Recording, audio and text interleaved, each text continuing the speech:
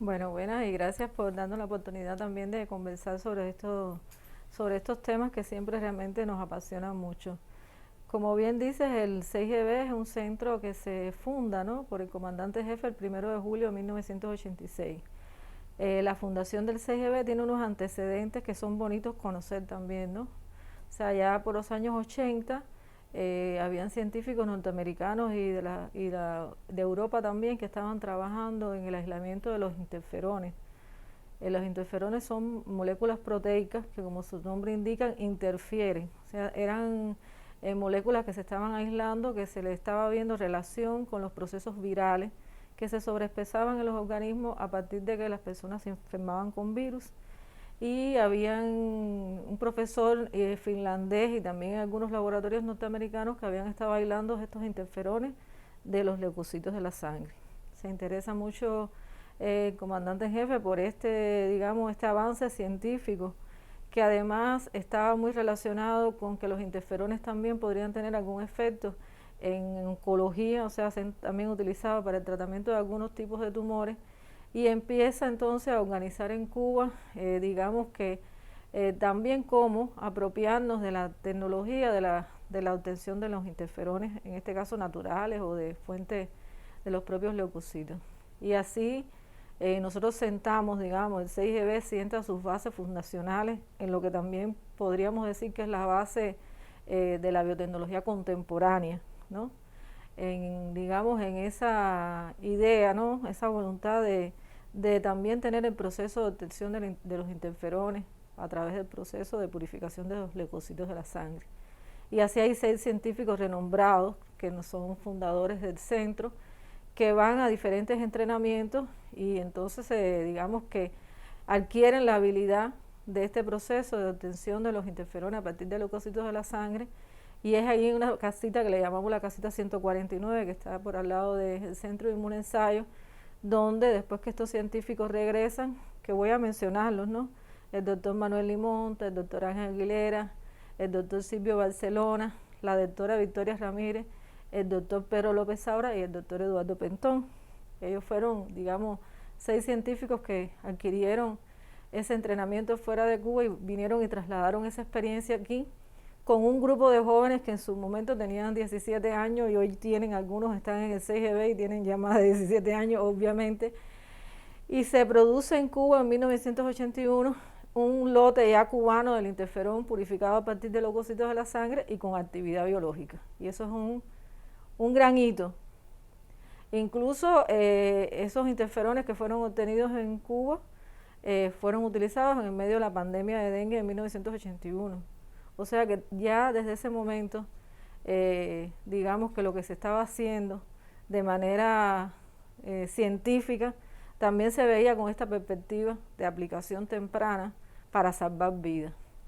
Entonces, después de estos desarrollos, se concibe la idea de fundar el Centro de Investigaciones Biológicas, que es como el pequeño centro donde alrededor de unos 100 trabajadores amplían lo que es el proceso de obtención del interferón, pero después van asimilando ya otras tecnologías, y entre ellas, por ejemplo, la obtención y producción de anticuerpos monoclonales, la ingeniería genética, que distingue el nombre de este centro, Centro de Ingeniería Genética y Biotecnología, porque es la utilización de lo que es la ingeniería genética para lograr, manipular los genes de una especie, colocarlos en otra y poder producir medicamentos. Y entonces se decide construir este centro, que se inaugura, como te decía, el 1 de julio de 1986 por el comandante en jefe. El centro fue, el 6GB cuando se funda con la concepción de realizar investigación, desarrollo tecnológico, y también tenía una planta piloto que con el tiempo y la evolución que tuvo a partir de la creatividad de sus fundadores y las personas jóvenes que fueron poblando sus laboratorios, fueron también concibiendo la introducción práctica de estos medicamentos, de estos productos en la salud humana y también entonces la posibilidad de la comercialización. Y es así que se va, digamos que fundamentando, cimentando la capacidad del Centro de Ingeniería Genética y Biotecnología, primero en tener diferentes plataformas tecnológicas. La producción de proteínas recombinantes, la síntesis de péptidos, la posibilidad también de lo mismo trabajar en el área de las investigaciones biomédicas que en el área de las investigaciones agropecuarias, en el área del diagnóstico también. La capacidad de diseñar y obtener anticuerpos monoclonales también, ya fueran para el diagnóstico u otras aplicaciones. Y en la capacidad de obtención de proteínas recombinantes que van desde el diseño de la proteína que se quiere obtener hasta ya su fabricación, su producción y su evaluación clínica. Bueno, también utilizamos diferentes, digamos, sistemas hospederos como son las bacterias, las levaduras y las células también de mamíferos, células superiores como se denominan. Desde el 2020, cuando comienza la pandemia y todos empezamos a estudiar lo que está ocurriendo, bueno, tenemos esta capacidad de haber tenido ya una vacuna recombinante contra la hepatitis B, que es una vacuna de unidad proteica, que se expresa en la levadura Pichia pastori, que se fabrica en las instalaciones de nuestra planta de producción. Y bueno, esa capacidad nos daba la oportunidad también de, ¿por qué no?, diseñar vacunas contra la COVID. Teníamos los interferones, ya teníamos el Everón, que es el interferón alfa 2B recombinante, con una capacidad antiviral. Teníamos el Everferón, o sea, habíamos logrado realmente, como nos había predicho Fidel, combinar el interferón alfa y el interferón gamma en una preparación novedosa y haberlo registrado en Cuba para el tratamiento del cáncer de piel no melanoma. Pero ese Everferón también le vimos la potencialidad de expresar su actividad antiviral ante la COVID y también entonces teníamos esta otra herramienta terapéutica para utilizarla en el protocolo de adaptación cubano. Ese mismo interferón, ese dominio sobre tener la capacidad de tener la molécula de interferón, producirla, fabricarla y la capacidad instalada en nuestros científicos, en nuestros tecnólogos, de desarrollar formulaciones novedosas, nos dio la posibilidad entonces del interferón, que es un inyectable, convertirlo entonces en un frasco en una administración nasal. O sea que en medio de la pandemia utilizamos aquel Everferón que se había desarrollado por allá por los años 80, después utilizando la ingeniería genética. Podíamos emplear el Everferón, que era una combinación novedosa, y desarrollamos con ese interferón una nueva formulación, que es la formulación intranasal. Y este es el arsenal antiviral que pudimos poner en función del protocolo de adaptación cubano, que como bien sabe tiene características muy especiales.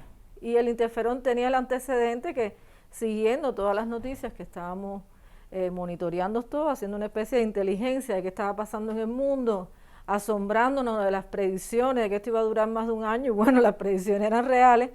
Nosotros tenemos una empresa mixta en China, en Chang'e, y sabíamos que el sistema de salud chino le había demandado a esa empresa mixta nuestra interferón para utilizarlo como antiviral en la pandemia.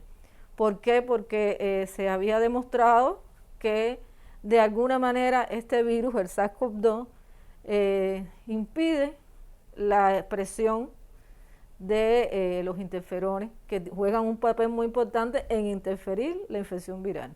Por tanto, utilizando los interferones, podíamos suplir desde afuera la necesidad que tenía el individuo de defenderse del virus. Y en particular ganó mucha presencia el nasalferón, porque de manera muy acelerada, dada esta conjugación de ciclos cerrados que tenemos, de tener investigadores, tener tecnólogos, bueno, a la vez que se desarrollaba la formulación, muy rápido también se evaluaban en el laboratorio, en los modelos animales, las propiedades terapéuticas, ya fueran preventivas o terapéuticas, valga la redundancia, de esa preparación. Y si bien en un inicio se utilizó en personas que ya mostraban sintomatología, eran confirmadas, también después se fue decidiendo utilizar en estadios más tempranos, porque todos hemos ido aprendiendo a la vez, en tiempo real, ¿no? De cómo se infectan las personas, cómo evolucionan, cómo cómo transcurre la infección ante variantes de virus de mayor transmisibilidad o de menor transmisibilidad, y realmente la circulación de la cepa delta nos impuso un ritmo acelerado de fabricación de estos 3 productos, tanto del Everón como el Everferón, como el Nasaferón. También tenemos la capacidad de obtener productos que son hemoderivados o el factor de transferencia, que es una preparación que se utiliza mucho para las personas que están inmunocomprometidas, inmunodeprimidas, y también se utilizaron en abordajes que hizo el Ministerio de Salud Pública en comunidades o en lugares donde podía haber algún grado de vulnerabilidad por la alta circulación del virus, por la composición etaria de la población. Y entonces también Jusvinza. Jusvinza es un péptido. Ya nos fuimos de la tecnología de las proteínas recombinantes, que son los interferones. Entonces venimos aquí a Jusvinza, que es un péptido sintético por técnica, o sea, por síntesis química, que tiene un enfoque muy novedoso, del cual debo decirte que todos los proyectos y las moléculas que nosotros trabajamos como principio, desde que se gesta la idea, tiene el contenido de tener patente, o sea, por la novedad, y porque es una manera también de proteger nuestros resultados y de cuando se convierten en productos poder comercializarlos. Jusvinza era un producto que estaba todavía en investigación, que se estaba evaluando en la artritis reumatoidea, que es una enfermedad autoinmune. Las enfermedades autoinmunes son enfermedades en las que nuestro sistema inmune se pone en contra de lo propio, o sea, nos ataca a nosotros, a las moléculas de que debe reconocer como propias y no como extrañas.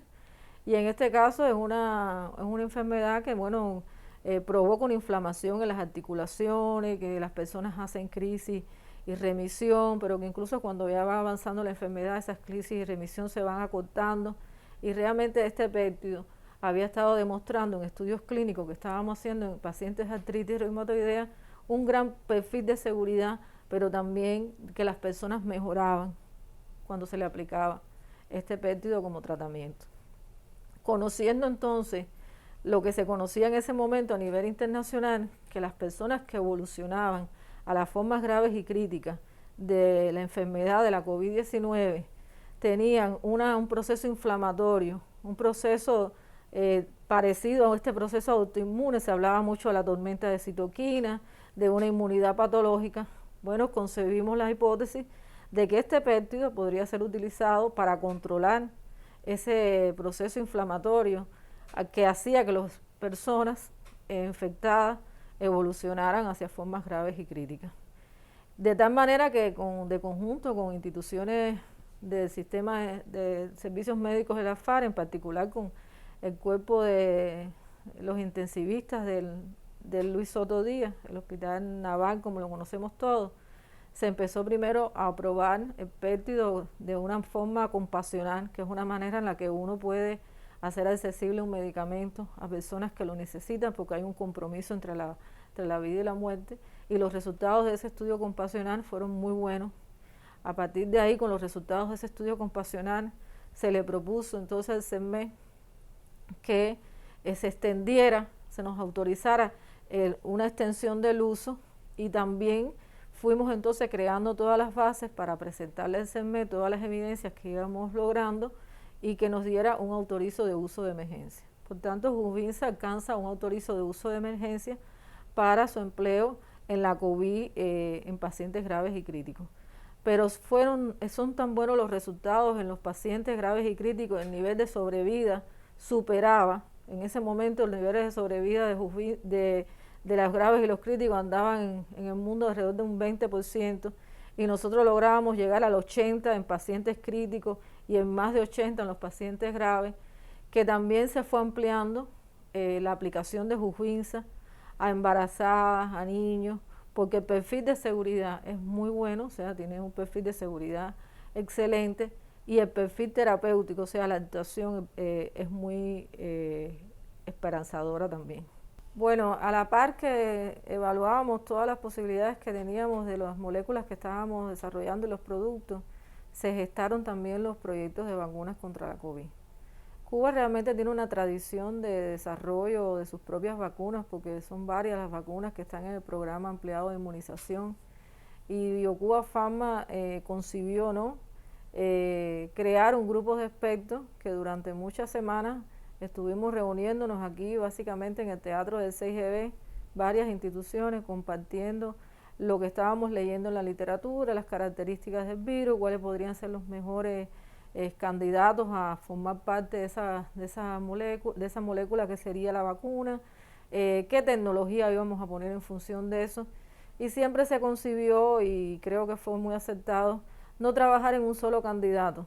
De hecho, en el 6GB en particular, cuando nosotros hacemos un inventario, se pensaron alrededor de 46 proyectos diferentes, o 46 posibles candidatos. Porque ¿qué hicimos? Pusimos en función del diseño de la vacuna las tecnologías que dominábamos y todo el conocimiento que teníamos. Los péptidos formaron parte del diseño, las proteínas recombinantes, pero después con qué ayudantes. Veníamos trabajando en la pandemia con el 6GB 2020, que fue uno de los primeros que se utilizó también allá en el Naval para estimular la inmunidad mucosal, la inmunidad innata. Y ese 6GB 2020 es una administración nasal. Entonces dijimos, bueno, ¿cómo también podemos desarrollar un candidato vacunal que se administre por la misma vía por donde penetra el virus y logre estimular la inmunidad mucosal, que es la primera barrera de defensa ante la infección? Y así entonces surgieron los candidatos Abdala y Mambisa, que en esencia utilizan la tecnología de su unidad proteica que dominamos ampliamente en el 6GB, basada fundamentalmente en lo que conocemos y hemos trabajado durante más de 30 años, que es la vacuna recombinante contra la hepatitis B. Así entonces Abdala es ese dominio de unión al receptor por el cual el virus infecta las células humanas, que yo creo que forma parte ya del vocabulario, que es la RBD. O sea que esas son las siglas en inglés del dominio de unión al receptor, que es, digamos, la porción más pequeña que toca el receptor y permite que el virus penetre. Y por tanto la estrategia cuál era, como en otras tantas vacunas, yo le presento esa pequeñita proteína al sistema inmune del individuo, lo ve como extraño, su sistema inmune se induce y entonces logra bloquear que cuando uno se enferme o se infecte, el virus entonces pueda infectar las células. Y entonces desatamos todo el proceso de... Realmente el RBD que utilizamos en Abdala lo aislamos incluso de un paciente cubano. O sea que la investigación empieza desde, digamos, estadios bien tempranos. Después ese RBD se insertó en lo que llamamos nosotros vectores o vehículos que después se introducen a las células de la levadura y ponemos a la levadura en función de fabricar esa proteína que nos interesa. Esa proteína que nos interesa fue bien evaluada desde el punto de vista preclínico, en modelos animales, analíticos, que era lo que esperábamos, que éramos capaces de purificarlo al nivel de pureza deseado, más del 95% para su uso en humanos, y después fuimos escalando su producción. O sea, en las instalaciones de desarrollo tecnológico a nivel de frascos pequeños, después a nivel de un fermentador de 50 litros, ya después cuando ese proceso se transfirió a la planta de producción, bueno, va a fermentadores de 75 litros, a fermentadores de 300 litros y después a un fermentador de 3 metros cúbicos. Por tanto, eso nos permitió también ir ganando robustez en el proceso productivo y cantidad.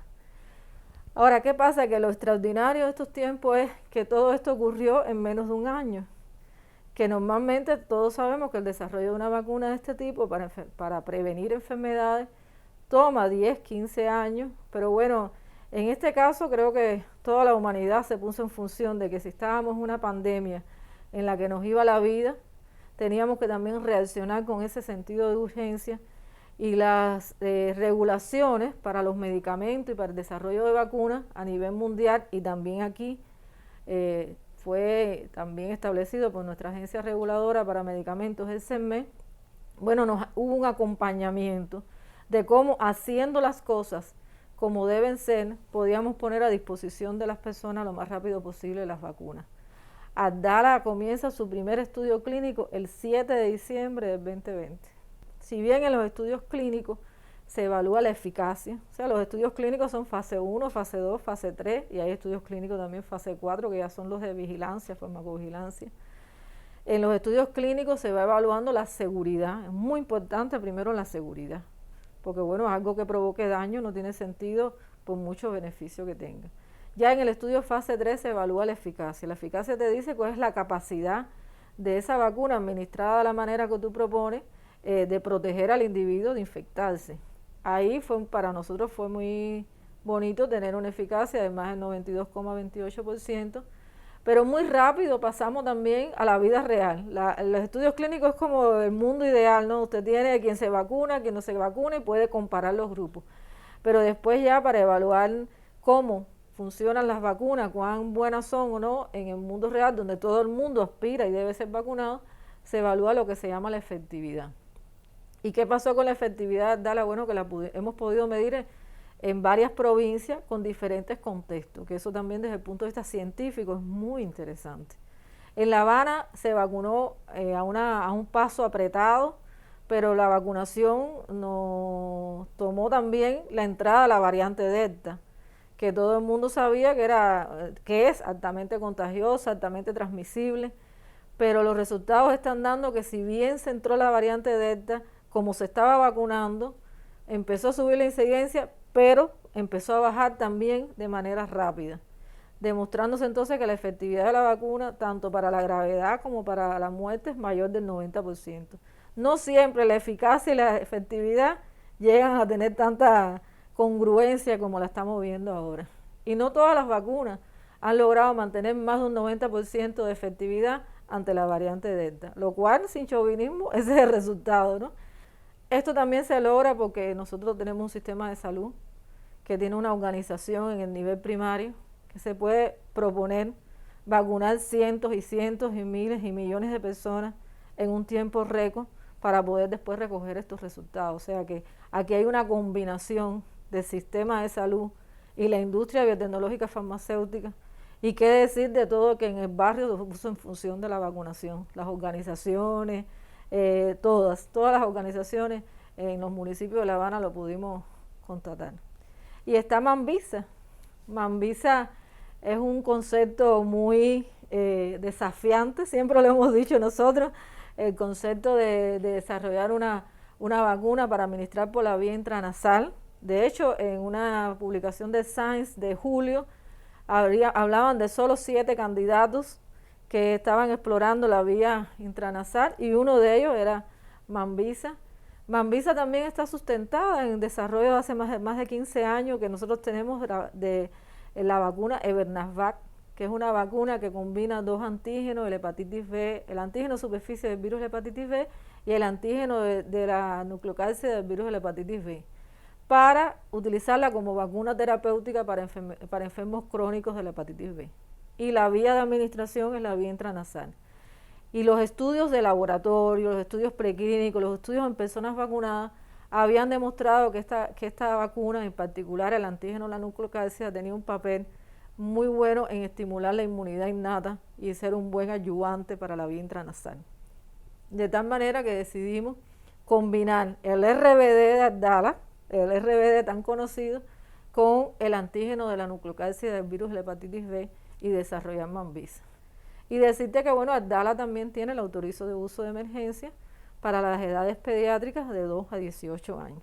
Realmente los estudios clínicos en las edades pediátricas fueron maravillosos, el perfil de seguridad muy bien y el perfil de la inmunidad o la inmunogenicidad muy bien en los pequeñitos también. Es una población más noble, más homogénea, no tiene esas grandes, las comorbilidades, las diferencias de edades, por tanto, eso también, los resultados presentados al CERMES nos concedió el autorizo de uso de emergencia.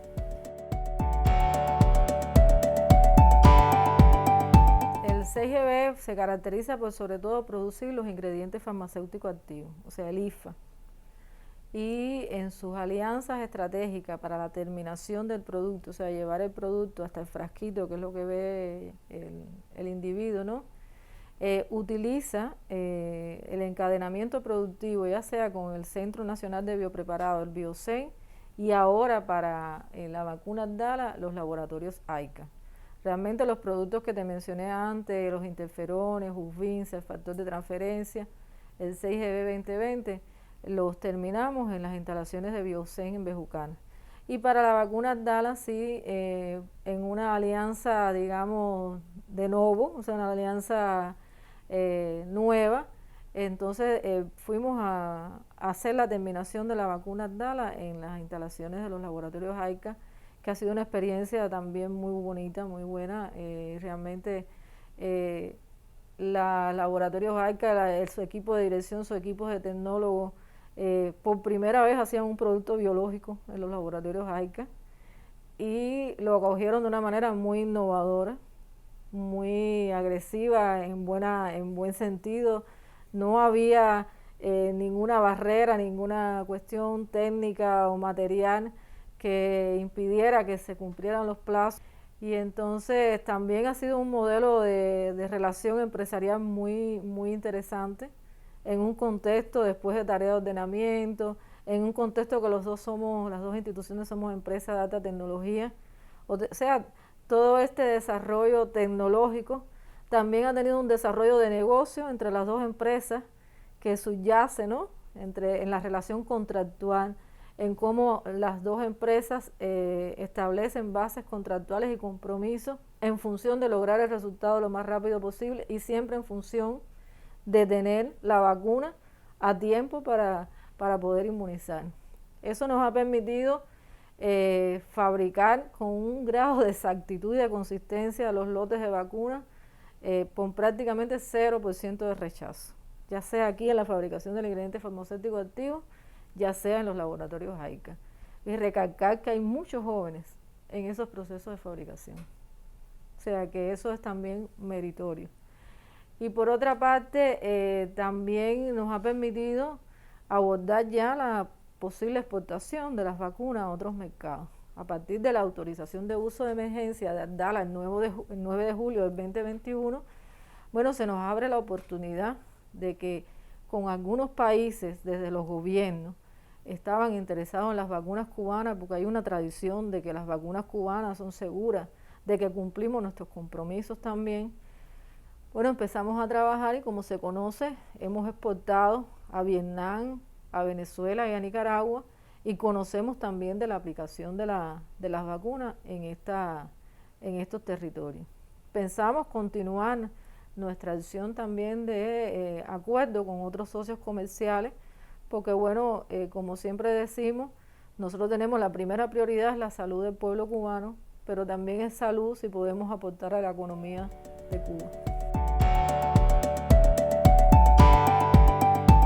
Todos los medicamentos que se desarrollan se le hacen análisis de riesgo-beneficio, ¿no? O sea, cuál es la probabilidad de causar un riesgo con respecto al beneficio que se le está probando.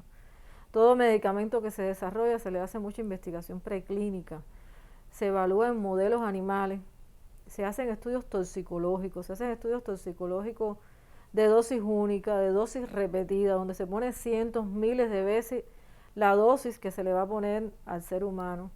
Y en esos estudios preclínicos en modelos animales, que nosotros llegamos a hacer estudios incluso en monos, que es una especie que es la que más se acerca a humanos, se evalúa también lo mismo, la seguridad, la inmunogenicidad, e incluso se evalúa cómo esa inmunogenicidad impacta en los órganos. O sea, se evalúa también si la vacunación provoca algún cambio en los órganos. Y realmente estas vacunas no lo han provocado. Y cuando me refiero a estas vacunas, me estoy refiriendo a las vacunas cubanas, las vacunas de subunidad proteica.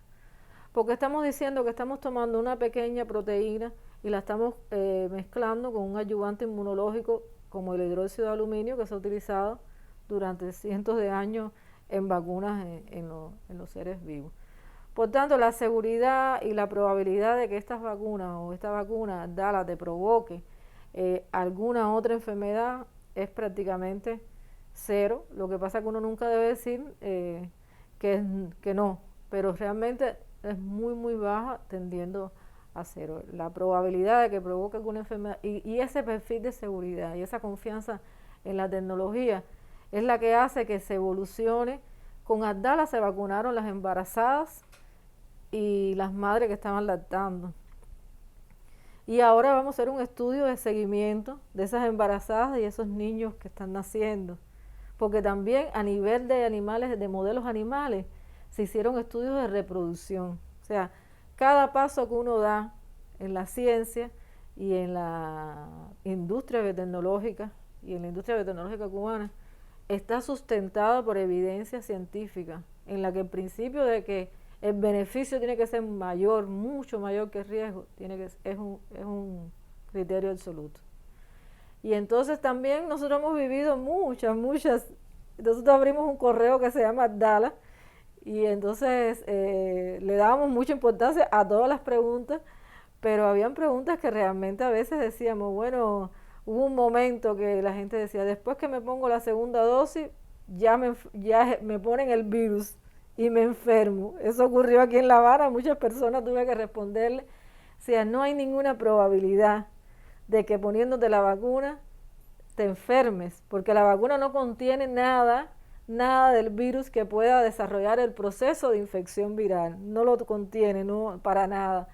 Entonces lo que pasa es que en un momento determinado que empezó a circular la variante Delta en La Habana, coexistió con el proceso de vacunación y lo que era que las personas se estaban infectando porque había transmisión, había personas que se estaban comunicando, mezclando y se estaban enfermando. Entonces, para nada existe la probabilidad de que alguien por estas vacunas de su unidad proteica, porque además esta proteína no tiene ninguna propiedad oncogénica que conozcamos, ni es un protooncogen que pueda de pronto después, además las dosis que se administran son muy pequeñas. La función que tienen estas vacunas es que incluso sean internalizadas por las células del sistema inmune, las procesen, las presenten a los actores del sistema inmune y entonces el mecanismo que se establece es el de la respuesta inmune. No es que la proteína esté circulando y esté penetrando en los órganos y demás. Y entonces realmente se hacen estudios. De hecho, para que le concedan un autorizo de uso de emergencia a la vacuna, ya sea aquí en Cuba o en otro país, digamos, el capítulo, o como le llamamos nosotros, el módulo de la preclínica, que son todas las evidencias toxicológicas, todos los estudios en modelos animales que sustentan el beneficio de pasar a la etapa clínica y después a la etapa de vacunación masiva, está bien sustentado.